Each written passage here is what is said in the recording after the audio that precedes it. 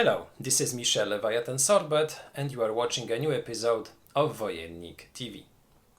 In 1517, when Martin Luther prepared his 95 Theses, almost no one expected that this event will have such a great impact on the Christian world. This event, in fact, started the Reformation, a process of big change in the Christian church. The implications of those events is still seen today. We have the division in the Christian liturgy to the Protestant and the Catholic one, which was started at this period. In 2017, we celebrated the 500th anniversary of the Martin Luther's thesis, which started the Reformation. And to celebrate this anniversary, a new board game was prepared. This board game is being called Sola Fide, which in Latin means faith alone. Sola Fide was the material principle of the Reformation, and it was used as the title for the game, published by Stronghold games and designed by Jason Matthews and Christian Leonard. Now, those are two very well-known designers, and the game is based on an earlier design, which was Campaign Manager. Campaign Manager was a game covering the presidential elections in the US, but this time the same system, with some major tweaks, was used to recreate the struggle of the Reformation and the Counter-Reformation in the 16th century. So this will be a game for two players, in which one player will take control of the Reformation forces and the second one the Catholic Counter-Reformation forces. The two players will struggle for the domination of Europe and of the mostly German states where the Reformation and Counter-Reformation movements took place in the 16th century. The game is for players aged 12 years old or higher, and you should end the game easily in 30-45 minutes. I would like to show you how the game looks, how it plays, and at the end I would like to give you my final thoughts about it and my final recommendation. So let's begin.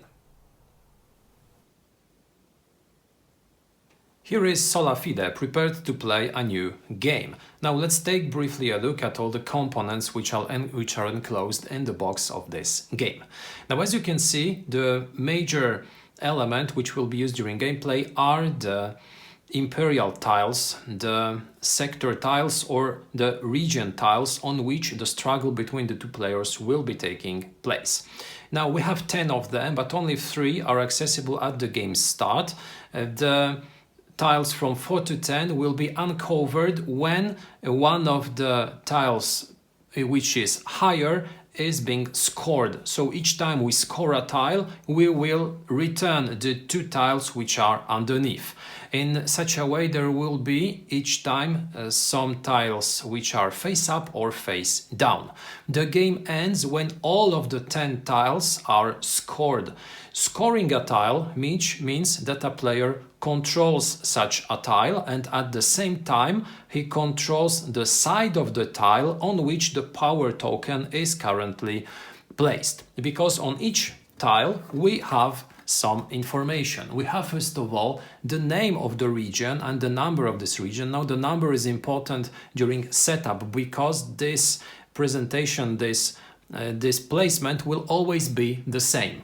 The name is important because in the Protestant deck, so in the red deck of cards, there will be some cards which will grant you some benefits on certain specific regions, in certain specific regions. We also have a number which indicates the number of victory points which a player can obtain while scoring such a tile. On the upper side of each tile we have a power track which indicates if currently this tile is on the commoners or on the nobility side. The small cube indicated on each tile shows you where the initial placement of the yellow cube will be. If such a cube is on the right side of such a tile, indicated by this single silhouette, this means that currently the power token is on the commoner's side, whereas if this token is being moved to the left side with the crown, this will indicate that such an imperial circle, the tile, is on the nobility's side. The two over tracks which are present on each tile will indicate the spheres of influence of both players. We have black places, black spots, which indicate that such a spot is being controlled from the beginning by the Christian player. The red tile, the red spot, indicates that such a spot is controlled by the Protestant player. White places are neutral, and both players, both the Protestant one and the Catholic one, can take control of them. A tile is being totally controlled if one of the players manages to control each and every spot on one of the sides. If at the same time the yellow cube is on the same side of the imperial circle, such a tile is being scored. It grants a certain number of points to the player who managed to control such a tile. Each time such a tile is being scored, it is removed from play, and the tiles directly below are being uncovered. Each time a player scores a tile, he also obtains a bonus, because he has the possibility to obtain one of the cards of the foreign cards, because in this game we have three decks of cards, or three types of cards. The first two are the players' decks, one for the Catholic player, which is with a black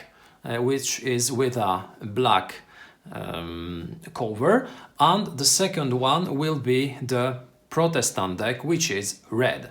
Now, in both decks we have cards with a nice picture, with a representation from the epoch, with a name and with a certain instruction, with a certain action. Some cards also will have different symbols. For instance, we will have military symbols in the Catholic deck, which will grant some major benefits to the Catholic player, but at the same time, those cards played will enable the Protestant player to obtain a one-time benefit. Some cards are also indicated with such an oval indication, which means that those cards are part of the 15 cards deck, which is supposed to be the starting deck for beginners, because we have 45 cards for each player, and for your first game it is recommended to use only the deck of cards indicated by this oval. In the advanced game, we will be drafting our cards before game starts. The draft consists in taking each time 3 cards from your deck and choosing only one of them to be included in your final deck. So for instance, I could take the Inquisitors in my deck, but at the same time I would have to discard the Peasants' War and the University of Paris. If I decide to keep this card, well, I put it inside my deck and I redraw 3 additional cards from my deck. I again choose one of those cards, for instance Pope Pius, which I add to my deck. The others are discarded. I do so until I have drafted 15 cards to my deck, and those 15 cards will be my deck used during the entire game. 2, 3, 4, 5, 6, 7, 8, 9, 10, 11, 12, 13, 14, 15. So this will be my initial deck. And both players will construct their deck in the same way. They will choose each time 1 card from 3. Then I just shuffle my deck, and so I prepare such a deck for the game. The Protestant player will do the same. We have also foreign cards, which are in 4 types. Those cards are not part of the player's deck. they are additional cards which grant additional bonuses after scoring a tile. Because, as I said earlier, each time a player scores a tile, he not only receives this tile and the victory points which are associated to this tile, he can also choose one of the decks of foreign cards, draw a card from the stack and obtain a one-time bonus. Those bonuses can consist in converting territories, in shifting the power token, in drawing additional cards. Those cards can be very powerful. You can really harm your opponent thanks to them. Now, there are also, as you can see, green cubes in the game and a special token, the Disputation token. The Disputation token is being placed and moved on different tiles thanks to some cards, and such a Disputation token is being placed on a tile.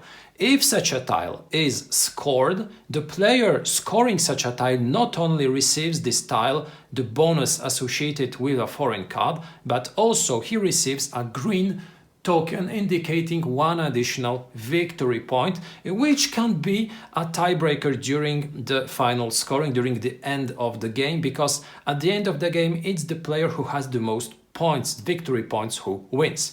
If both players score the same number of tiles, because we have 10 of them, so each player can score, for instance, 5 tiles, and if they are worth the same number of points, those cubes can be the game changer, because if somebody, for instance, had two such cubes and their opponent none, the player with those green cubes will be the victor. Now, how a turn of a player looks like. The game starts with with randomly choosing the starting player. This player draws 3 cards from his hand, because we always have a free cards hand at the beginning of the game, and we can do one of 2 things during our turn. The first possible action is to draw a card from our deck. There is a limit, a hand limit, which is 5 cards at the end of the turn. So if I happen to have 5 cards and if I draw another one, I will have to discard a card. Now, this is a major change compared to Campaign Manager, which was a game also by Jason Matthews from a few years back. In this game, we didn't have this restriction, which meant that we could just draw, and then make one huge play by playing multiple cards in order to shift the tokens on the board. Here it will not be such an issue, because even having 5 cards doesn't mean that those 5 cards will enable us a very strong streak of cards played.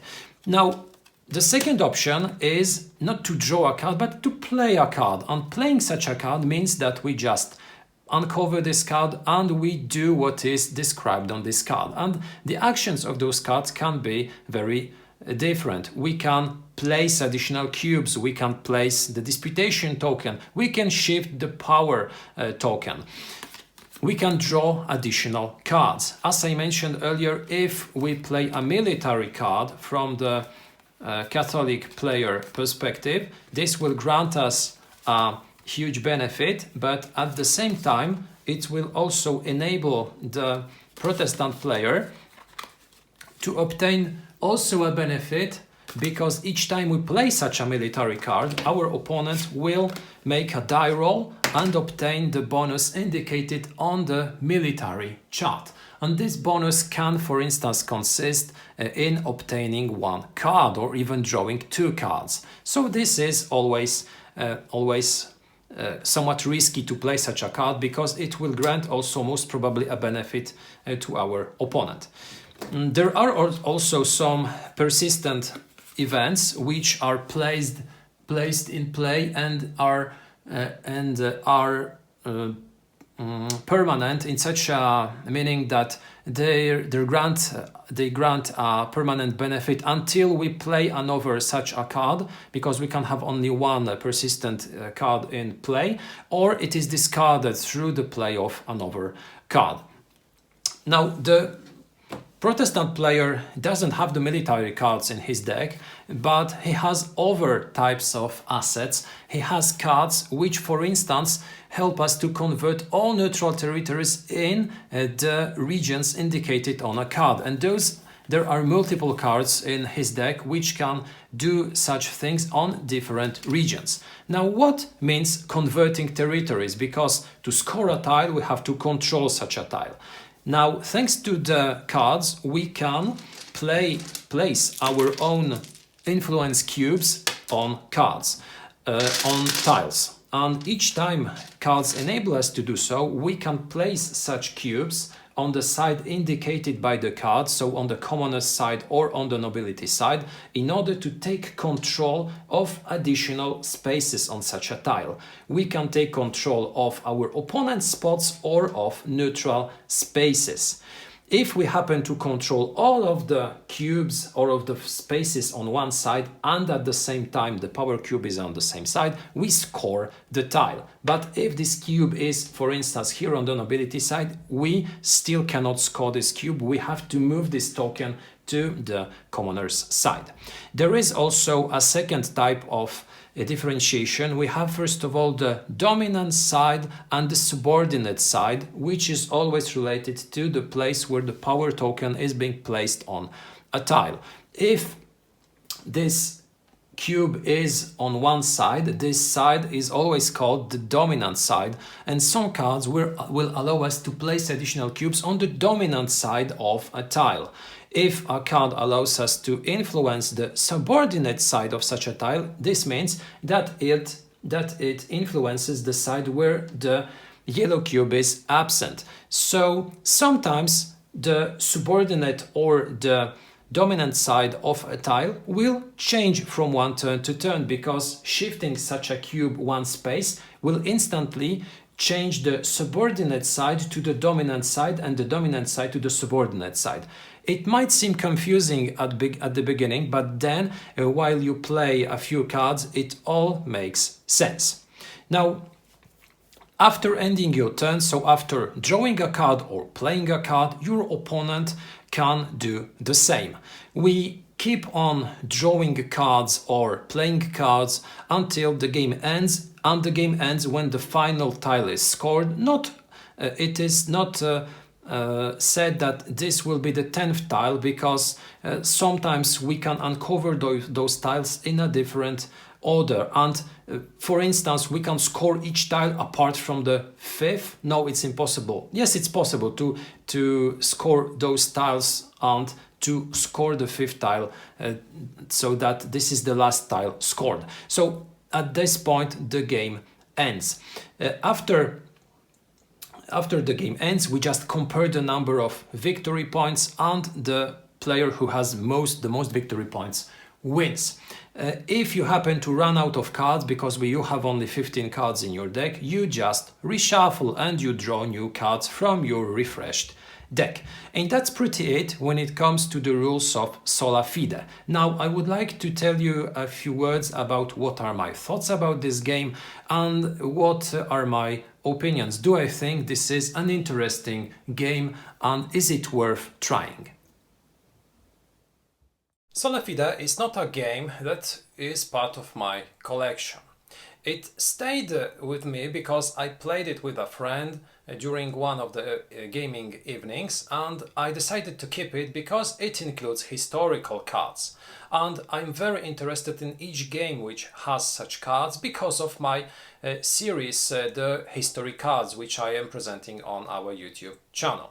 So this was the major reason why this game stayed at home and why I kept it.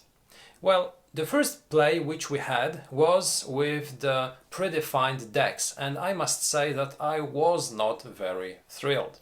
This game felt very flat, very dry, and after trying this game with the draft mode, I must say that this is a very different thing. But I would like to give you my thoughts about this game, stating both the positive ones and also the negative ones. I'll start, as always, by the positive ones, so the things that I really like in Sola Fide. The first thing, which I believe is a very strong point of this design, is its educational aspect. It is a game which was published to commemorate the 500th anniversary of the start of the Reformation, and the addition of the description of each and every card included in the game in a separate booklet is a fantastic decision. It increases the educational aspect of this game. Not everyone knows a lot about the Reformation, about the Counter-Reformation, and it was a very interesting and fascinating part of our history. Thanks to this booklet, we can read about each and every event, person included in the game, and this makes Sola Fide a nice educational tool. It can even be used, for instance, in schools or when explaining the Reformation to some people who want to know more about this topic. The second thing which I really like in Sola Fide is the fact that this is a very easy game in the aspect of learning and teaching it. So the entry level will be really low. It's a low complexity game with nice mechanics and at the same time with some interesting decisions during gameplay. Jason Matthews and Christian Leonard are both very experienced designers, and looking at this design I really enjoyed the simple mechanics used, which at the same time grant you a lot of possibilities. The structure of your turn is extremely simple. You draw or you play. It's as simple as that. Because of it, it's very easy to teach, it's very easy to play, and the time of play is also extremely pleasant. It's 30 to 45 minutes. You can easily end a game in this time. The third thing, which I really like in Sola Fide, is the mentioned a few moments ago draft mechanic. And the first play which I had of Sola Fide, as I already explained, was with the set of predefined cards, and it was boring. It was not something which gave me any joy. I felt absolutely flat, the game absolutely flat. The decks seemed very similar one to another, and they are. You definitely should play this game using the advanced mode and the draft system. When you do, you will instantly feel the difference. This decision of creating your own, this process of creating your own deck is something that I always like in games. I like deck building games. I like games in which you play with the assets that you acquire before or during the game. It's up to you to create your own deck, and in Sola Fide it's really a very nice moment. It's a nice process. I like the fact that you receive 3 cards each time. This reduces the probability of receiving 2 weak cards and to choosing one of them to your deck. When you grab 3 cards, the probability of receiving 3 weak cards or 3 cards which will not give you nice interactions with your other assets is pretty low, and I believe it's optimum. So creating this deck will take you a few minutes, but then you will play with this deck. You can see how this deck works. It's a mode for advanced players who know the cards, but I would definitely recommend you to try it instantly after your first game. You will take some time reading the cards that you draw, creating your deck, but it's worth it. It's absolutely it's a very different game than playing with the predefined cards which you receive in the standard mode.